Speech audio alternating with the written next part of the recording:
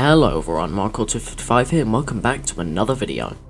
Mascot horror as a genre has been quite the talk of the town as of late, whether it be people complaining about a single frame in the FNaF movie trailer saying that that's the reason it's gonna blow, or the phenomenon that is Garten of Banban sweeping the nation due to how much of a game it sure is. There's countless mascot horror games out there with varying degrees of quality.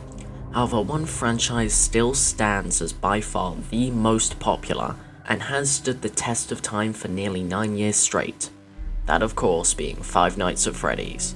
This game series practically started the entire genre of mascot horror, spawning countless memes, knockoffs, and games that are inspired by it.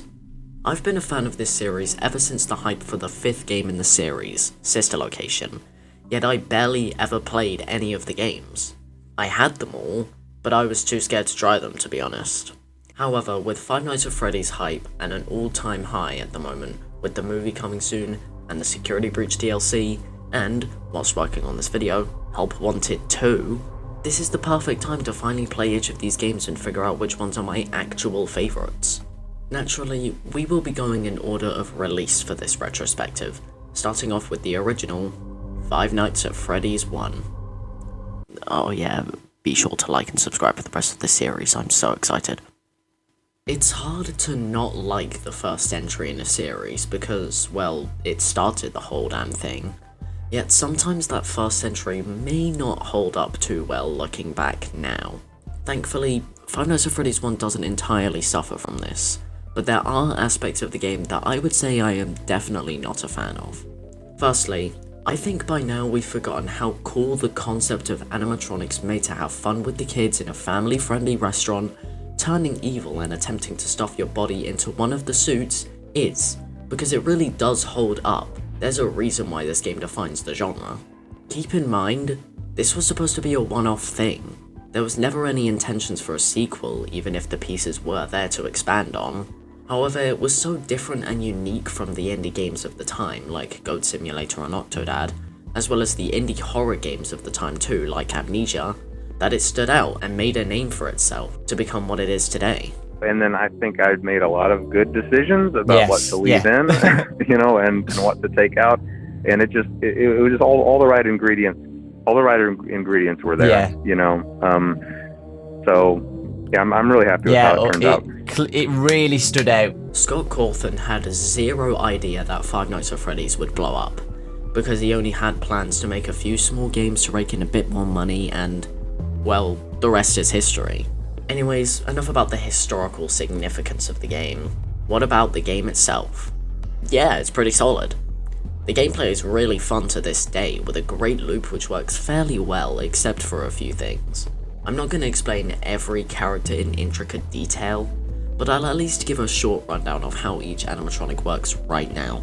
Bonnie goes to your left door and you gotta shut it until he leaves, and Chica is basically the same but for the right door. Freddy is a bit different as you need to keep your camera always on him when he's in camera 4B, but you can close the right door to check the cameras if you want. Foxy is by far the most different of the bunch, where you gotta watch his camera as much as possible to stop him from moving to your office. If he leaves that camera, close the right door as fast as possible and wait for the banging noises to stop to open them back up. The gameplay loop these characters together bring is really enjoyable and satisfying to pull off, and it gives a reason to use everything at your disposal. However, I do have some issues with it. Firstly, it does get fairly repetitive at some point, but I'm gonna sort of expect that going into all of these games, and even then this game doesn't get boring nearly as fast as others seem to. Secondly, this game relies way too heavily on RNG for my liking. Sometimes Freddy can be at your door for 5 seconds and then next run he's there for 4 hours. It can feel very annoying to die exclusively to RNG, considering it is pretty much the main source of difficulty in this game. However, I did die mostly to just me messing up and not checking a light when I hear footsteps. So I am probably just bad, but I didn't have the most fun I've ever had playing FNaF 1 for whatever reason. I'd say the gameplay in this game is around a 7 out of 10, because there's nothing inherently super wrong with it, yet it wasn't anything super fun. Anyways, moving on from gameplay, the characters themselves are really damn good, with some very solid camera frames for each of them. My favourite animatronic in this game is probably Bonnie, which doesn't seem to be controversial at all. He's by far the most terrifying in this game, with some great shots and a great jump scare. Here's a collection of camera frames I really like because they hold up super well, and they're pretty unsettling too. The jump scares in this game also look really nice for the most part, with Freddy's normal office jump scare being my personal favourite. Yeah, Foxy's jump scare sucks ass, but at least the rest are pretty decent for the first game. In terms of horror, I think this game still holds up really well, honestly. There are various random events that can happen throughout your night, such as the flashing of creepy images of Freddy and Bonnie, as well as the words "it's me", in addition to the Foxy humming and the noises from the kitchen. These, paired with the creepy ambience, definitely add a fantastic layer of horror to this game, which never failed to jump scare me on my playthrough. Please, please, please, I just gotta get lucky. I just gotta get- Oh! Fucking hell!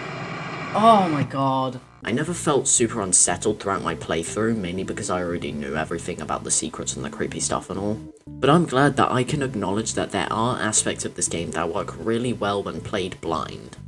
In fact, there's a ton of stuff in this game that is better experienced blind, but because of how widespread this series has become, it's almost impossible to play this without knowing about all the secrets, which is just a real shame.